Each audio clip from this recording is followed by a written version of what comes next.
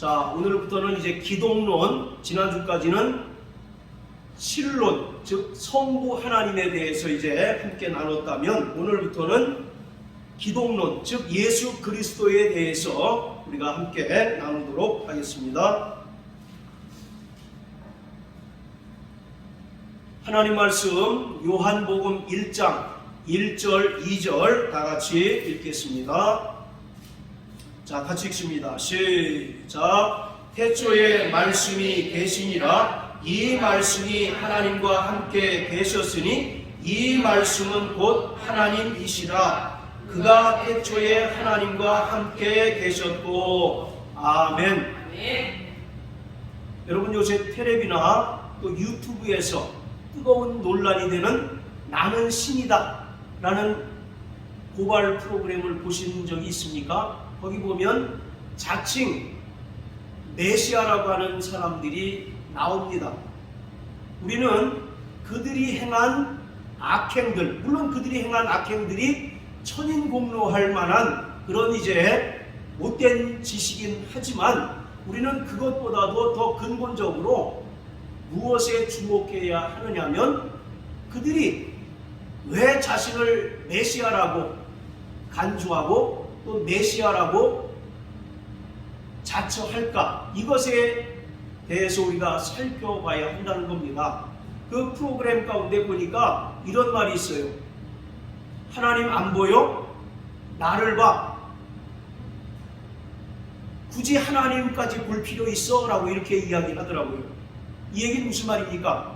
요한복음 14장 9절에 보면 예수님께서 빌립에게 하신 말씀이 있잖아요. 나를 본 자는 아버지를 보았거늘 또 아버지를 보이라 하느냐 라고 하신 말씀을 암시하고 있는 거거든요. 물론 직접적으로 자신들이 메시아라고 한 적이 없다고 얘기를 합니다만은 그들이 은연중에 하는 말들 가운데 자신을 메시아로 자처하는 그런 이야기들이 나옵니다.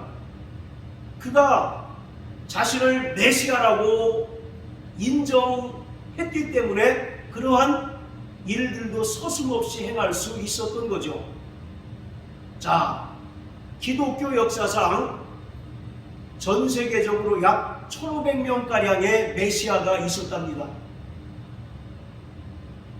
제가 설교를 준비하면서 신문을 살펴봤더니 전 세계적으로 약 1500명가량의 메시아가 있었대요. 그리고 그 중에서 한국은 기독교가 전파된 지 약 150년 남짓 됐을까 하는데 무려 100여 명 이상의 메시아가 있습니다. 참 복받은 나라죠. 네. 자, 그런데 성경에도 자칭 메시아라고 주장했던 사람이 기록되어 있습니다. 자, 우리 사도행전 8장을 다 같이 한번 보세요. 자, 사도행전 8장 9절에 보면 사마리아 성에 있었던 이야기입니다. 그 성에 시몬이라는 사람이 전부터 있어 마술을 행하여 사마리아 백성을 놀라게 하며 자칭 큰 자라 하니, 사마리아 성에 마술사 시몬이라고 하는 사람이 있었어요. 자, 그 사람이 어떤 사람이냐면, 자,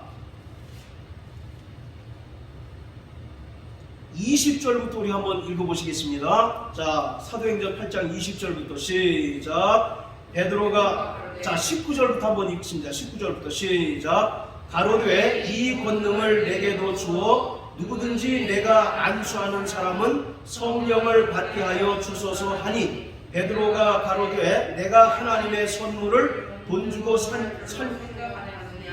내 인과께 망할지어다. 자, 됐습니다.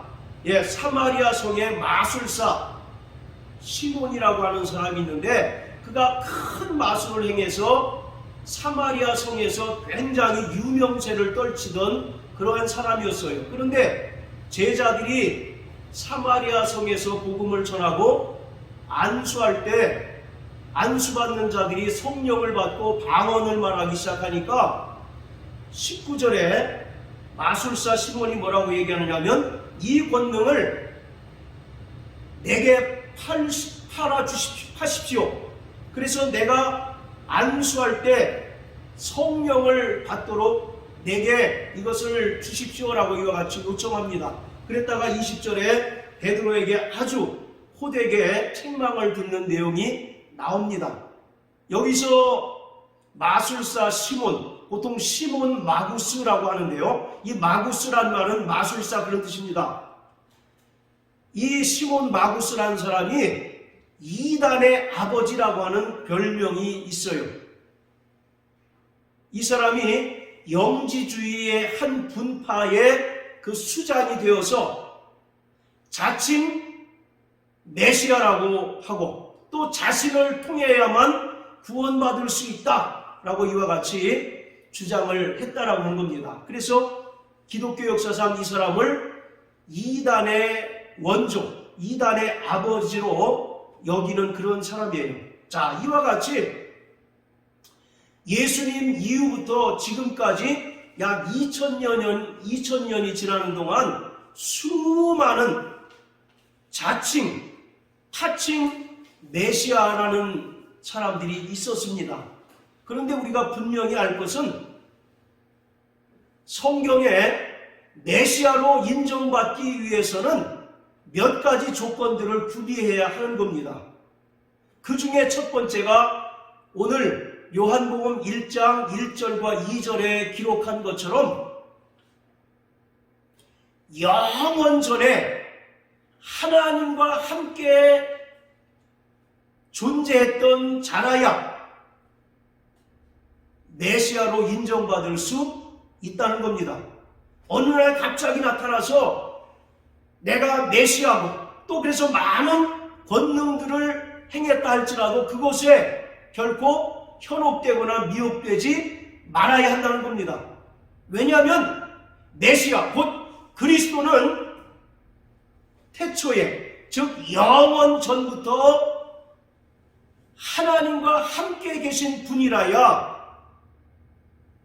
메시아로 인정될 수 있다는 것을 오늘 성경은 우리에게 분명히 말씀하고 있습니다. 자, 그런 면에서 오늘 요한복음 1장 1절 2절 다시 한번 우리 읽고 시작하겠습니다.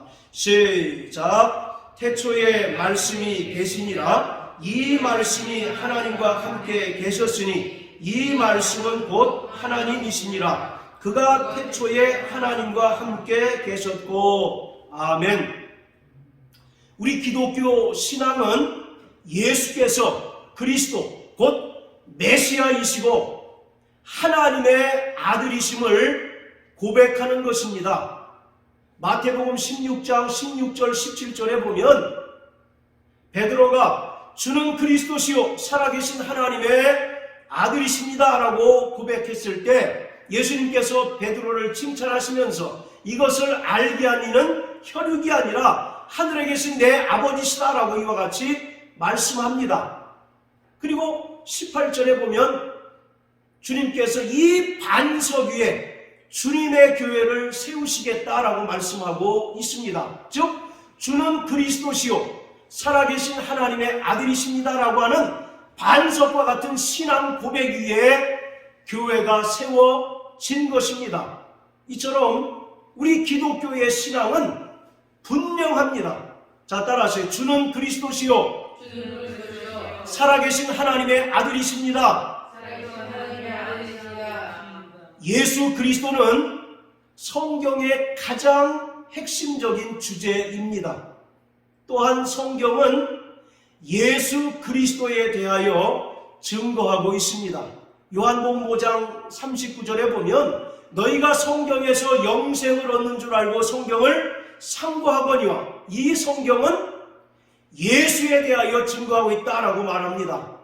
사도 요한은 요한복음 20장 31절을 통해서 예수께서 하나님의 아들 그리스도이심을 믿고 그 이름을 힘입어 생명을 얻도록 하기 위해서 요한복음을 기록했다라고 말합니다. 자, 그런가 하면 마가복음 1장 1절은 하나님의 아들 예수 그리스도가 복음의 시작이다라고 증언하고 있습니다. 다시 말해서 우리 기독교 신앙과 신학의 기준이 바로 예수 그리스도시다라는 것입니다. 성경에 계시된 하나님은 예수 그리스도로 말미암아 계시되었습니다. 하나님께서는 예수 그리스도 안에서 우리를 만나주셨고 또 예수 그리스도 안에서 우리와 관계를 형성해 주셨고 예수 그리스도 안에서 우리를 구원해 주셨습니다. 그래서 우리의 신앙과 신학이 예수가 중심이 될 때 비로소 바르고 건전한 신앙생활을 할 수가 있는 것입니다. 예수 그리스도는 자신이 하나님이실 뿐만 아니라 이 땅에 오셔서 스스로 그가 하나님 되심을 입증해 주셨습니다.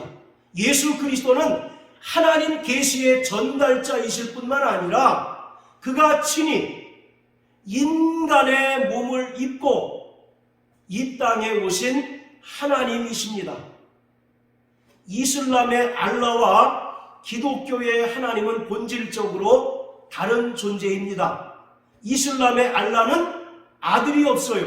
그러나 우리가 믿는 하나님은 영원하신 독생자 예수 그리스도가 계십니다. 그리고 이슬람의 알라는 죄 용서에 대한 객관적인 기준이 없습니다. 그러나 기독교의 하나님은 객관적인 기준, 그 기준이 누구십니까? 예수 그리스도시죠. 그가 이 땅에 말씀이 육신이 되어 오셔서 친히 십자가에 달려 죽으시고 부활하심으로써 우리의 구원을 완성해 주셨어요. 그러므로 누구든지 예수 그리스도를 믿는 자마다 구원을 얻고 영생을 얻는 것입니다. 이처럼 이슬람의 알라와 기독교의 하나님은 본질적으로 다른 존재입니다. 자, 오늘 1절에 보면 태초에 말씀이 계시니라 라고 이와 같이 말합니다. 여기서 이 태초에라고 하는 말은 창세기 1장 1절과 매우 유사한 것을 우리가 알 수가 있어요. 그렇지만 창세기 1장 1절과 요한복음 1장 1절에 그 시제 자체가 분명히 다른 것을 또 우리는 알 수가 있습니다. 창세기 1장 1절의 태초는 만물의 시작을 가리키지만 요한복음 1장 1절의 태초는 창세 전, 즉 영원 전의 태초를 말하고 있어요. 그렇지만 사도 요한이 요한복음 시작하면서 태초에라고 하는 단어를 사용하고 또 로고스이신 예수 그리스도를 소개하고 또 태초에라고 하는 말로 그가 쓴 요한복음을 시작하는 것은 대단히 중요한 의미가 담겨져 있습니다. 이것은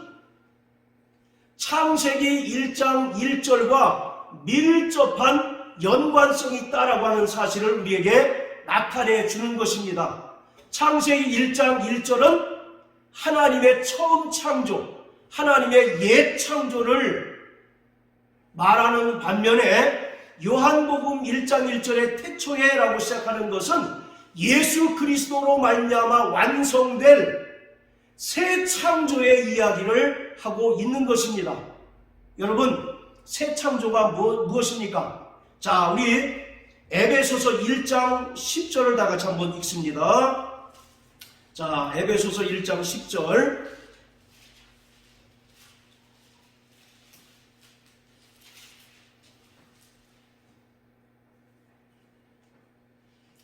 자, 7절과 10절 우리 두 절을 읽습니다. 자, 시작. 우리가 그리스도 안에서 그의 은혜의 풍성함을 따라 그의 피로 말미암아 구속 곧 죄사함을 받았으니. 자, 그리고 10절입니다. 시작. 하늘에 있는 것이나 땅에 있는 것이 다 그리스도 안에서 통일되게 하려 하심이라. 자, 예수 그리스도가 이 땅에 오셔서 친히 십자가에 달리심으로 말미암아 완성된 두 가지 사역이 있는데 그 첫 번째가 뭐냐면 7절에 기록하고 있는 구속, 곧 죄사함입니다.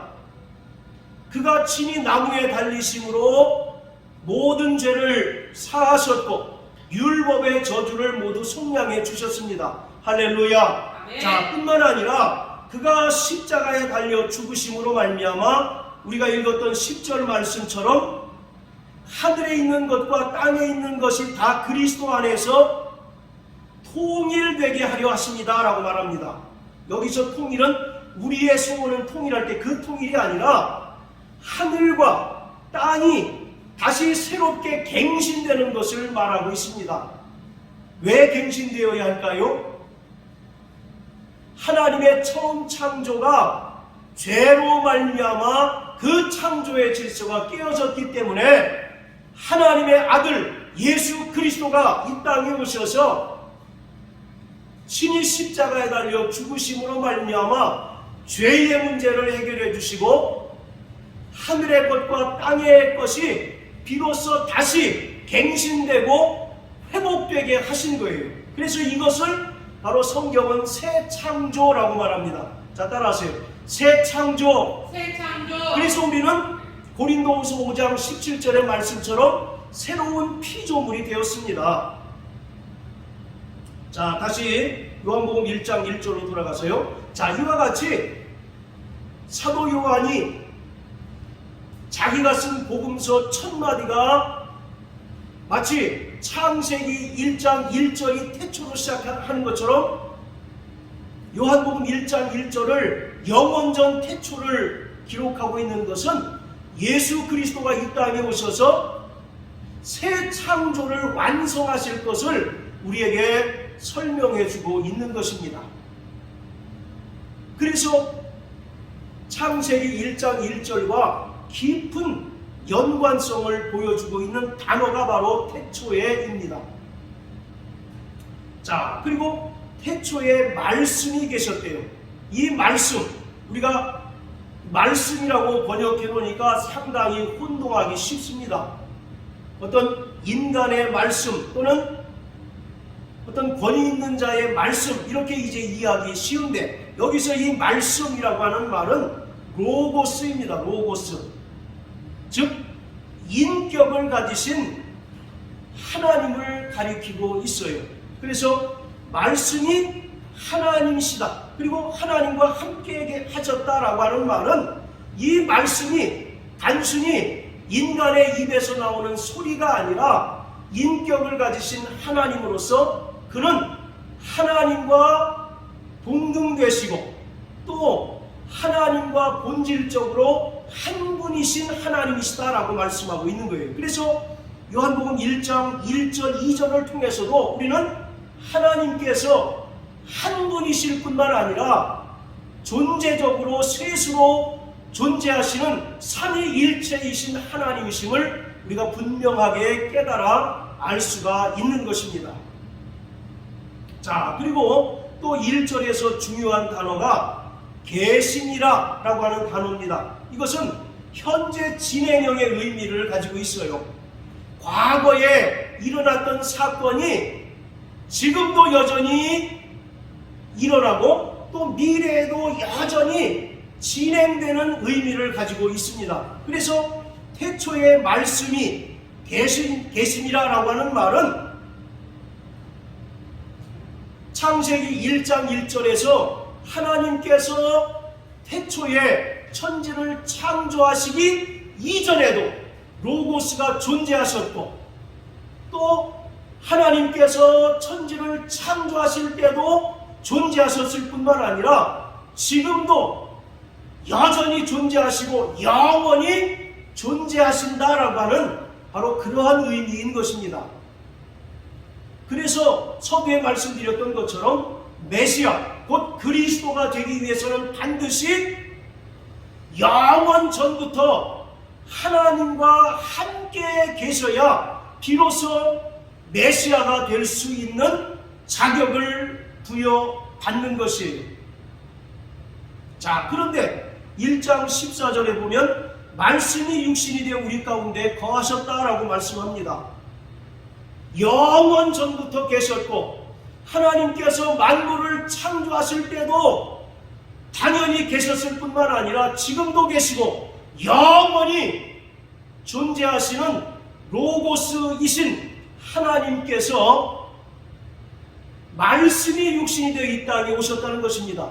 그가 바로 누구십니까? 예수 그리스도시다라는 것이에요. 자, 이와 같이 성경은 예수 그리스도께서 어느 날 갑자기 나타나신 분이 아니라 영원 전에 인간의 시간 개념이 아닌 하나님의 시간 개념인 영원 전부터 하나님과 함께 계셨고 또 만물을 창조하실 때도 계셨을 뿐만 아니라 지금도 여전히 존재하시는 분이다라고 하는 것을 증언하고 있습니다. 이것이 메시아 곧 그리스도의 가장 첫 번째 필수적인 조건인 것입니다. 이 세상에 약 1500명이나 되는 많은 메시아가 있었지만 영원 전부터 하나님과 함께 계셨던 분이 있습니까? 없습니까? 존재할 수가 없는 거죠. 그래서 이 땅에 자칭 메시아라고 하는 사람들은 전부 다 우리를 미혹하기 위한 거짓 선지자요 가짜일 수밖에 없다는 것을 우리는 이 말씀을 통해서 분명히 깨달을 수가 있는 것입니다. 예수 그리스도는 우주 만물이 창조하기 이전부터 존재하셨어요.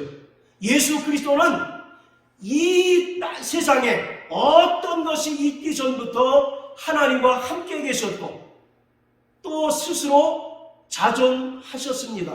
자, 그런데 예수 그리스도의 창세전 존재하심이 부정된다면 말씀이 육신이 되어 이 땅에 오신 성육신 사건은 어떤 평범한 사람의 출생으로 간주될 수밖에 없는 겁니다. 그렇다면 예수의 부활과 승천이 일어날 수 있습니까? 없습니까?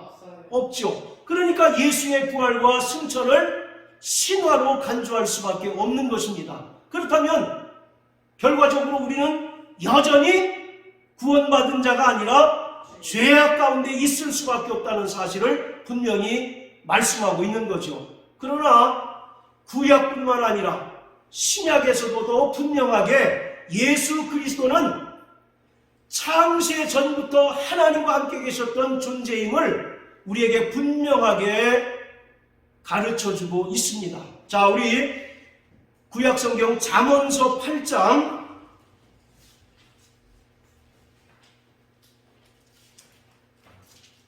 자 22절 23절 다 같이 한번 읽습니다. 잠언서 8장 22절 23절 자 시작. 여호와께서 그 조화의 시작 곧 태초에 일하시기 전에 나를 가지셨으며 만세전부터 상고부터 땅이 생기기 전부터 내가 세움을 입었나니. 할렐루야. 사도 요한은 요한복음 1장 1절과 2절을 쓸 때 이 잠언서의 말씀을 인용하고 참고해서 그 말씀을 기록하고 있는 것입니다. 이처럼 구약에서도 이미 창세 전부터 예수 그리스도가 존재하고 있었다라고 하는 사실을 우리에게 분명하게 증언하고 있어요. 다른 말로 하면 예수 그리스도가 창세 전에 존재하지 않았다면 말씀이 육신이 되어 오신 성육신 사건은 있을 수 없는 것입니다. 그렇게 된다면 인간은 여전히 죄악 가운데 살 수밖에 없고 모든 인간이 죄악 가운데서 영원한 사망을 당할 수밖에 없는 것이에요. 자, 이와 같이 예수 그리스도는 창세 전 곧 영원 전부터 존재하셨던 하나님이라는 것입니다. 세상에 많은 사람들이 자칭 메시아 또 자칭 예수라고 해서 많은 이적을 행하고 능력을 나타낸다 할지라도 그가 창세 전부터 하나님과 존재하지 않았다면 그는 결코 메시아가 될 수 없고 우리를 죄악 가운데서 구원할 구세주가 될 수 없다는 사실을 오늘 이 말씀을 통해서 우리는 분명하게 깨닫게 되시기를 바랍니다. 물론 예수 그리스도는 이 땅에 역사적인 인물로 사셨어요. 그렇죠? 바로 우리는 예수 그리스도가 역사적인 존재라는 사실을 믿습니다. 그러나 뿐만 아니라 예수 그리스도는 인간의 역사가 시작되기 이전에 이미 존재하셨고 인간의 시간을 초월하여 존재하시는 분이라는 사실을 우리는 성경을 통해서 분명히 알 수가 있습니다. 누가복음 2장 1절에 보면 당시에 예수님 당시에 로마의 황제가 가이사 아구스토인데 가이사 아구스토가 온 천하에 칙령을 내립니다. 그 칙령이 뭐예요? 호적을 하라고 칙령을 내립니다. 자, 우리 누가복음 2장을 다 같이 한번 보세요.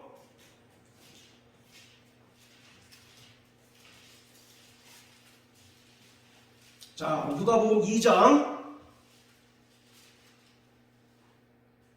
자, 1절부터 우리 5절까지 읽습니다. 시작. 이때에 가이사 아구스도가 영을 내려 천하로 다 호적하라 하였으니 이 호적은 구레뇨가 수리아 총독되었을 때에 첫 번 한 것이라. 모든 사람이 호적하러 각각 고향으로 돌아가매 요셉도 다윗의 집 족속인도로 갈릴리 나사렛 동네에서 유대를 향하여 베들레헴이라 하는 다윗의 동네로 그 정원한 마리아와 함께 호적하러 올라가니 마리아가 이미 잉태되었더라. 자, 로마 황제인 가이사 아구스토가 어떤 명령을 내렸습니까?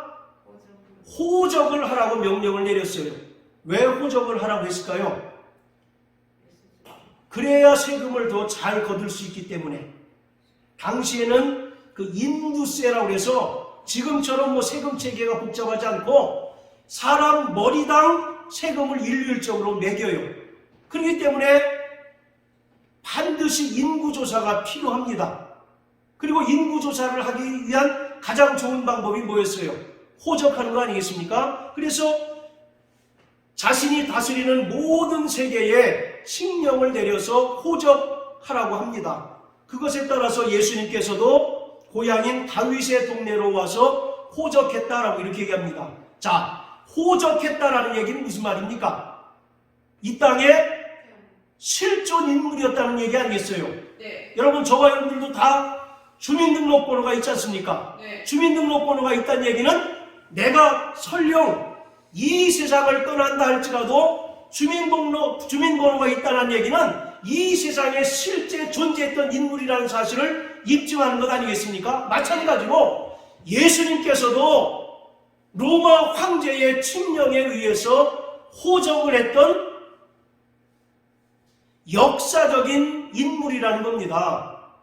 그러나 거기서 그치는 것이 아니라 예수는 역사적으로 실존했던 인물일 뿐만 아니라 언제부터 존재하셨어요?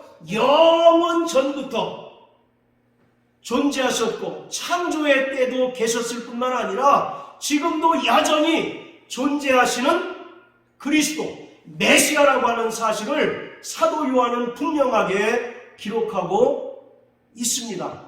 창세기 1장 1절의 태초에라고 하는 말은 히브리어로 베레시트라고 이와 같이 얘기합니다. 이것은 우리 인간이 사용하는 시간의 시작을 이야기하는 거예요. 그때부터 인간의 시간이 시작이 되었습니다. 반면에 요한복음 1장 1절의 태초에라고 하는 것은 하나님의 시간을 가리킵니다. 하나님의 시간은 뭘까요?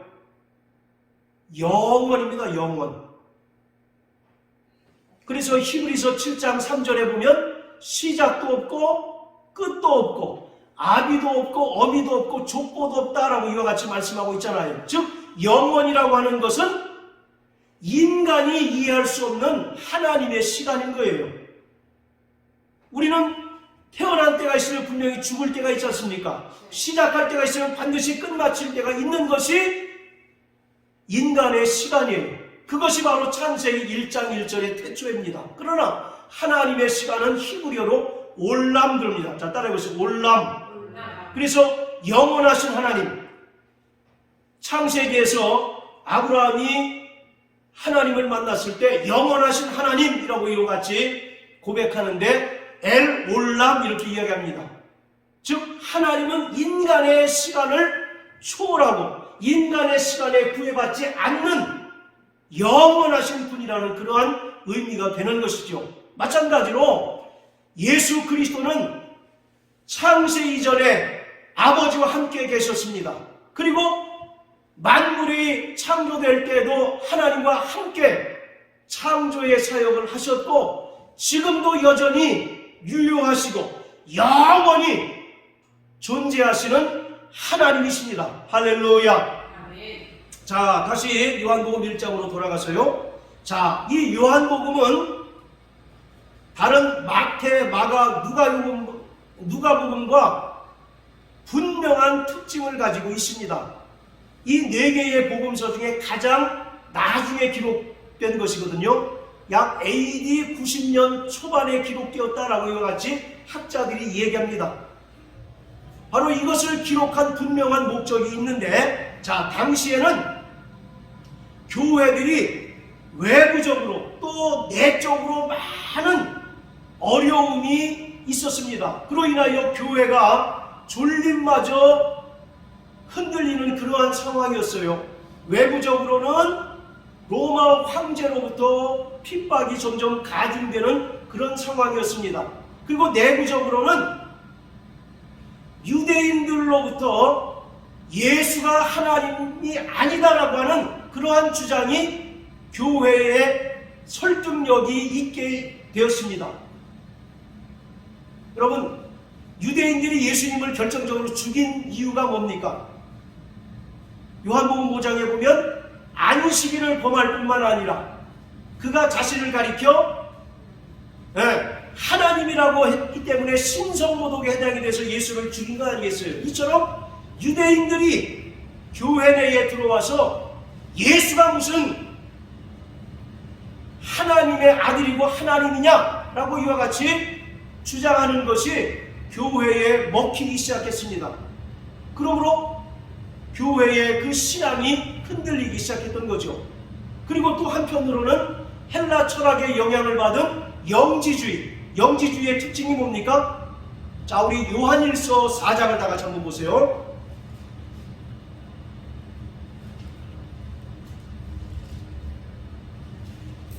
자, 요한일서 4장.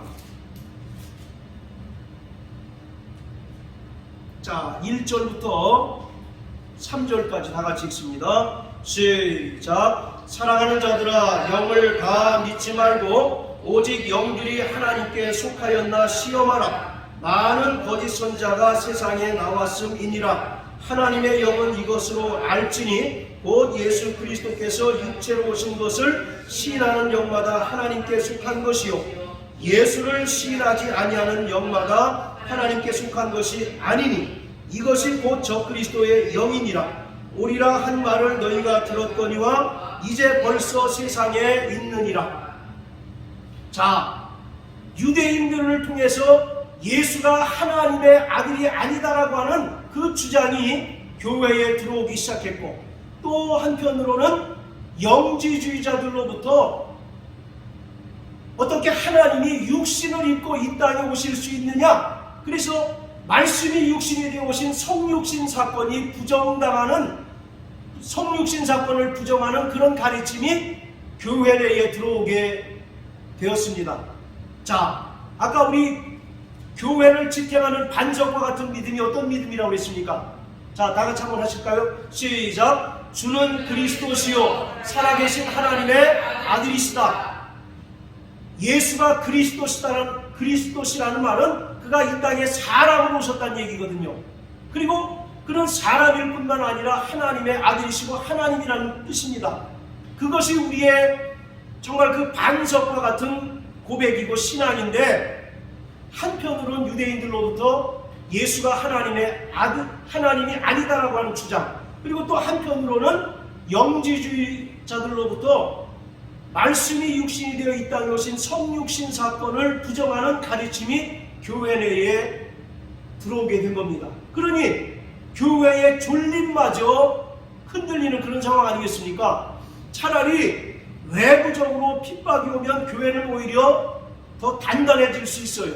그러나 내부적으로 우리의 신앙 고백과 전혀 상반되는 그런 가르침이 교회에 들어오고 교회에 자리 잡게 되면 교회는 틀림없이 무너질 수밖에 없습니다. 그런 시대에 사도 요한이 요한복음과 요한서신서를 기록하고 있는 거예요. 그래서 요한복음의 주제가 뭡니까? 예수는 하나님의 아들이시며 이 땅에 사람으로 오신 그리스도이시다라는 겁니다. 자, 우리 요한복음 20장 31절.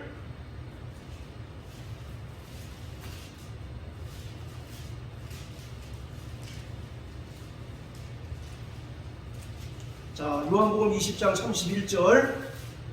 자, 30절, 31절 두 절 읽습니다. 시작. 예수께서 제자들 앞에서 이 책에 기록되지 아니한 다른 표적도 많이 행하셨으나 오직 이것을 기록함은 너희로 예수께서 하나님의 아들 그리스도이심을 믿게 하려 함이요 또 너희로 믿고 그 이름을 힘입어 생명을 얻게 하려 함이니라. 자, 다른 복음서에 비해서 많은 이적들이 기록되지 않았죠. 딱 요한복음에는 7개의 표적만 기록되어 있습니다. 이것만 기록한 것은 31절에 보면 예수께서 하나님의 아들 그리스도이심을 너희가 믿고 그 이름을 힘입어 생명을 얻게 하려 함이라 이렇게 얘기합니다. 이 말을 뒤집어 보면 당시의 유대인들의 그리고 영지주의자들의 가르침으로 인하여 예수가 하나님이라는 것을 의심하는 사람들이 있었다는 얘기입니까? 없었다는 얘기입니까? 있었다는 얘기죠. 그리고 예수께서 말씀이 육신이 되어 이 땅에 오신 것을 부인하는 가르침에 어느 정도 빠진 사람이 있다는 얘기지 않습니까? 그래서 바로 사도 요한이 그런 것을 방지하고 또 교회를 수호하고 진리를 보존하는 차원에서 이 말씀을 요한복음을 기록했다라는 그런 얘기 아니겠습니까? 자, 이와 같이 요한복음은 마태, 마가, 누가복음보다 또 훨씬 고차원의 기독론, 바로 예수가 하나님의 아들이시고 하나님이라는 사실을 우리에게 분명히 가르쳐주는 책이에요. 그러니까 이 요한복음은 마태나 마가, 누가복음의 총 완결편이다라고 이와 같이 이야기할 수도 있는 것입니다. 자, 다시 요한복음 1장으로 돌아가서요. 자, 그런 차원에서 사도 요한은 1절, 2절을 통해서 예수가 어떤 분이신가를 우리에게 분명하게 가르쳐주고 있습니다. 자, 첫 번째, 예수는 로고스이시다라고 결론을 냅니다. 자, 따라하세요. 예수는 로고스이시다. 바로 이 말씀이라고 하는 말이 헬라어로 로고스이거든요. 자, 여기 딱 표시해 놓으시고 요한일서 1장 1절 2절. 자, 우리 김영미 집사님 큰 소리로 읽어주세요. 태초부터 있는 생명의 말씀에 관하여는 우리가 들은 바요 눈으로 본 바요 주목하고 우리 손으로 만진 바라 이 생명이 나타내신 바 된지라. 이 영원한 생명을 우리가 보았고 증거하여 너희에게 전하노니 이는 아버지와 함께 계시다가 우리에게 나타내신 바 된 자니라. 할렐루야. 아멘. 자, 태초부터 있는 생명의 말씀, 그 말씀이란 말에 관주번호 1번 있죠. 그 밑에 뭐라고 되어 있습니까? 로고스라고 되어 있어요. 그래서 요한일서 1장 2절은 예수 그리스도가 영원 전에 아버지와 함께 계시다가 말씀이 육신이 되어 우리 가운데 거하셔서 우리가 그를 만지고 눈으로 보게 되었다라고 이렇게 기록하고 있는 겁니다. 자, 또 요한계시록 19장 13절. 자, 우리 김 집사님 또 찾아서 읽어주세요. 또 그가 피 뿌린 옷을 입었는데 그 이름은 하나님의 말씀이라 칭하더라. 예, 거기도 말씀이라는 말에 관주번호 1번이 달려있죠. 자, 그 밑에 보시면 뭐라고 되어 있습니까? 로고스라고 되어 있습니다. 자, 다시 요한복음 1장으로 돌아가세요. 자, 태초에 로고스가 계셨다라고 말씀합니다. 그래서 사도 요한은 예수가 어떤 분이시냐? 바로 그는 로고스이시다라고 이와 같이 단정적으로 예수를 소개하고 있습니다.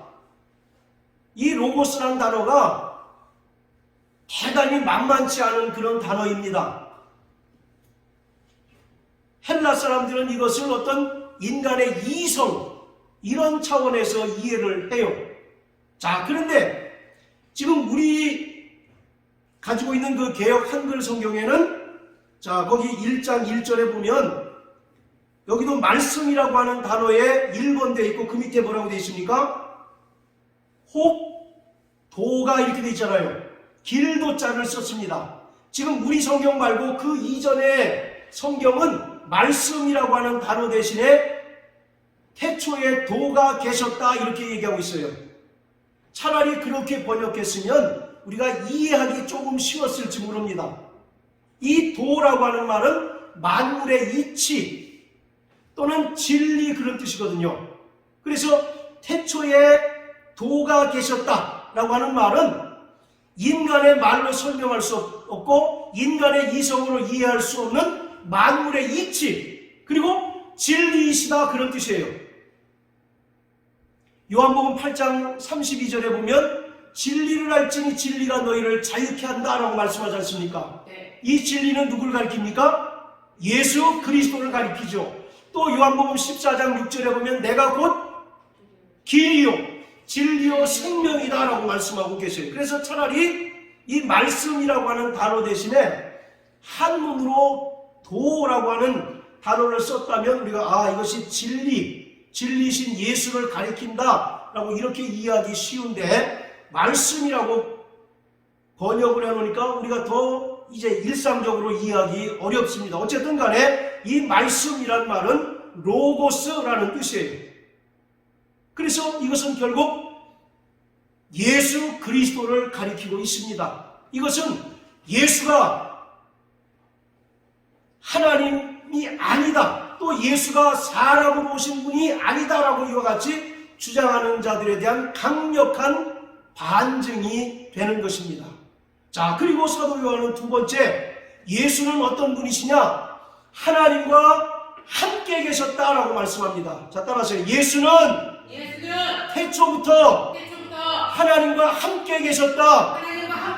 이것이 바로 서두에 말씀드렸던 것처럼 메시아로서 갖춰야 될 첫 번째 필수 조건이에요.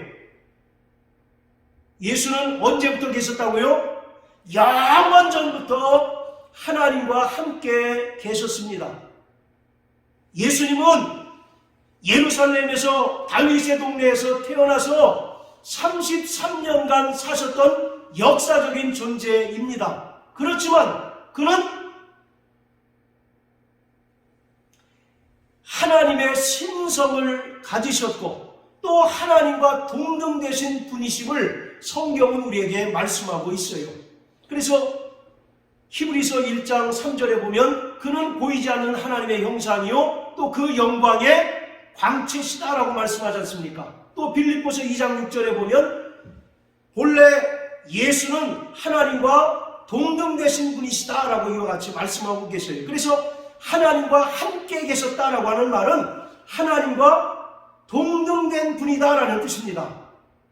자, 제가 하나님과 함께 하셨다라는 말, 함께 하셨다라고 얘기하면 여러분은 하나님과 동등되신 분이다라고 이렇게 얘기하세요. 자, 하나님과 함께 하셨다. 할렐루야. 바로 이와 같이 태초에 하나님과 함께 계셨다라는 말은 하나님과 동등되시고 본질적으로 한 분이시다라는 그런 이제 의미가 되는 것입니다. 자, 그리고 예수 그리스도는 신입니다. 할렐루야. 네. 이 세상의 많은 사람들은 예수를 4대 성인 중에 한 분으로 추대하죠. 존경하죠.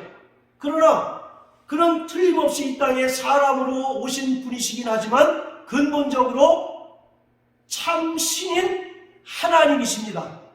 자, 우리 고린도전서 8장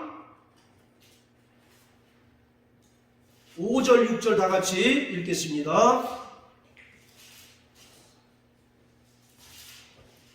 자, 시작. 비록 하늘에나 땅에나 신이라 칭하는 자가 있어 많은 신과 많은 주가 있으나 그러나 우리에게는 한 하나님이 곧 아버지가 계시니 만물이 그에게서 났고 우리도 그로 위하여 또한 한 주 예수 그리스도로 말미암아 만물이 그로 말미암고 우리도 그로 말미암았느니라. 예, 세상에 많은 신이 있고 주라 칭함받는 자들이 많지만 오직 우리가 믿는 하나님은 한 분이시고 또 우리가 섬기는 예수는 한 주 예수 그리스도시다라는 얘기입니다. 이 말은 참되시다라는 그런 뜻이에요. 할렐루야. 아멘. 자, 이와 같이 오늘 사도 요한은 요한복음 1장 1절 2절을 통해서 예수가 어떤 분이신가를 우리에게 분명하게 말씀하십니다. 첫째, 예수는 어떤 분이십니까? 예수는 로고스이십니다. 할렐루야. 아멘. 만물의 이치이시고 바로 진리 되신 하나님이셔요. 그리고 예수님은 두 번째, 태초부터 하나님과 함께 계셨던 하나님과 동등되신 분이십니다. 그리고 세 번째, 그가 비록 이 땅에 사람으로 오셨지만 본래 참 신이시고 참 하나님이시다라고 이와 같이 사도 요한은 말씀하고 있습니다. 이것을 통해서 당시에 진리를 훼손하고 교회를 회하려는 많은 거짓 선지자들의 그런 회방과 그런 노략질을 담대하게 맞설 수 있었던 것입니다. 아브라함이 예수를 만났다고 성경은 기록하고 있습니다. 그랬더니 유대인들이 깜짝 놀라죠. 네 나이가 50이 안 됐는데 어떻게 아브라함을 보았다고 하느냐라고 이와 같이 얘기하잖아요. 자, 우리 요한복음 8장 58절 다 같이 읽습니다. 자, 요한복음 8장 58절. 자, 56절부터 읽습니다. 시작. 너희 조상 아브라함은 나의 때 볼 것을 즐거워하다가 보고 기뻐하였느니라. 유대인들이 가로되 내가 아직 50도 못 되었는데 아브라함을 보았느냐? 예수께서 가라사대 진실로 진실로 너희에게 이르노니 아브라함이 나기 전부터 내가 있느니라 하시니 저희가 돌을 들어 치려 하거늘 예수께서 숨어 성전에서 나가시니라. 유대인들에게 있어서 아브라함은 거의 신적인 존재예요. 그만큼 추앙하는 그런 존재입니다. 그런데 거기다 대고 예수님께서 너희 조상 아브라함은 나의 때 볼 것을 즐거워하다가 보고 기뻐했다라고 하니까 유대인들이 깜짝 놀라는 겁니다. 아니, 당신의 나이가 50이 안 됐는데 어떻게 우리 조상 아브라함을 보았다고 합니까? 라고 이와 같이 묻습니다. 그랬더니 58절에서 예수님께서 아브라함이 나기 전부터 내가 있었다라는 얘기입니다. 이 얘기는 예수 그리스도는 아브라함같이 피조된 존재가 아니라 창세 전부터 존재하셨던 분이다 라는 그런 의미입니다. 그랬더니 유대인들이 돌로서 예수님을 막 때리려고 이제 달려드는 그런 상황입니다. 자, 또 요한복음 17장 5절.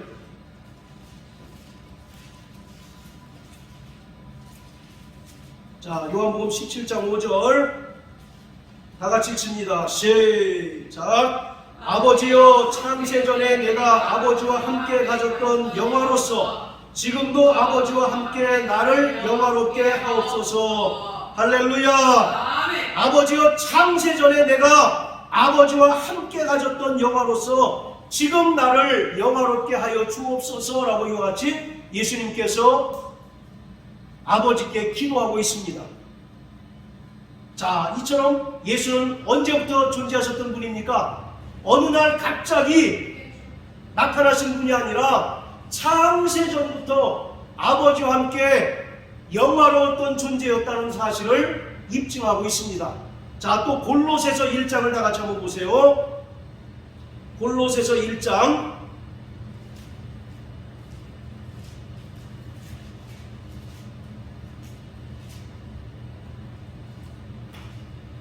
자, 15절부터 17절까지입니다. 시작. 그는 보이지 아니하시는 하나님의 형상이요 모든 창조물보다 먼저 나신 자니 만물이 그에게 창조되되 하늘과 땅에서 보이는 것들과 보이지 않는 것들과 혹은 보좌들이나 주관들이나 정사들이나 권세들이나 만물이 다 그로 말미암고 그를 위하여 창조되었고 또한 그가 만물보다 먼저 계시고 만물이 그 안에 함께 섰느니라. 17절에 보면 만물보다 먼저 계셨고 만물이 그 안에서 함께 지어졌다라고 기록하고 있어요.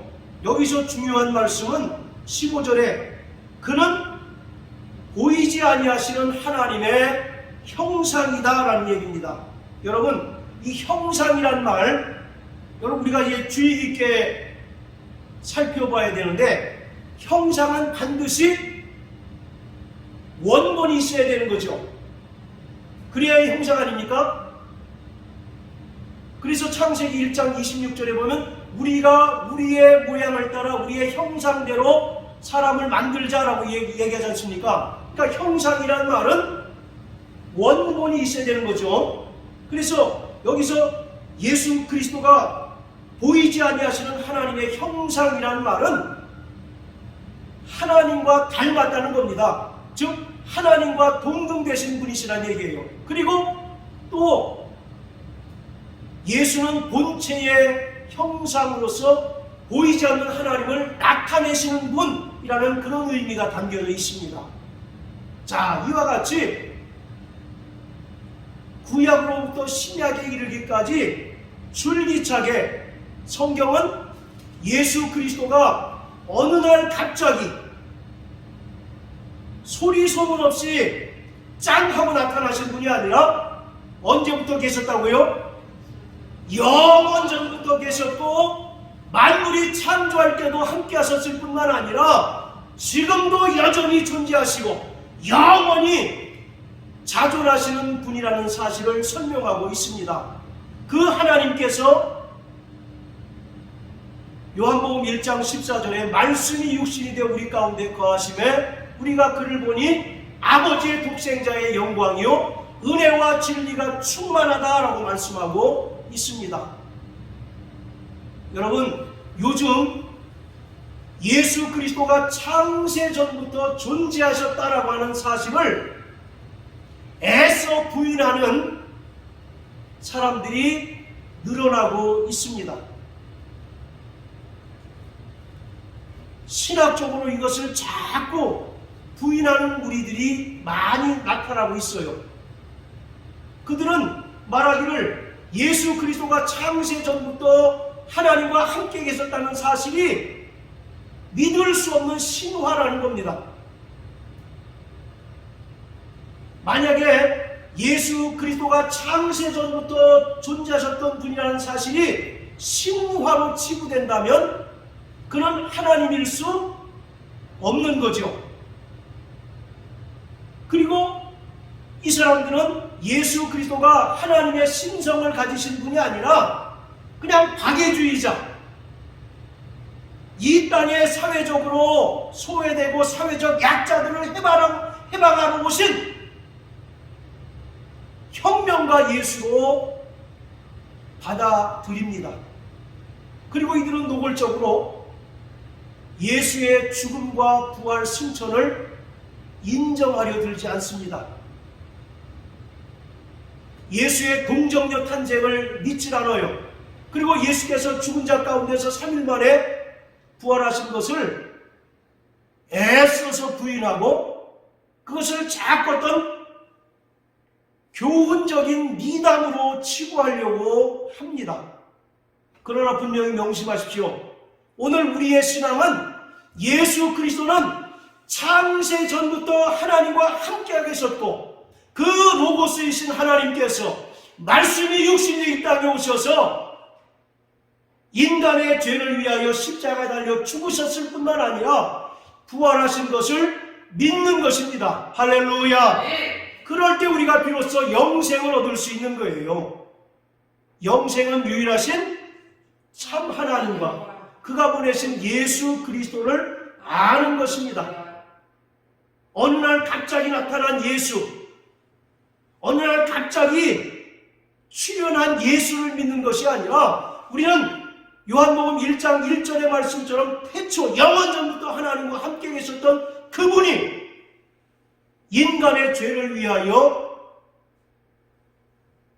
사람을 오셔서 십자가에 달려 죽으시고 부활하신 것을 믿는 자들입니다. 이러한 믿음을 가질 때 성경은 구원을 받는다고 말하고 있어요.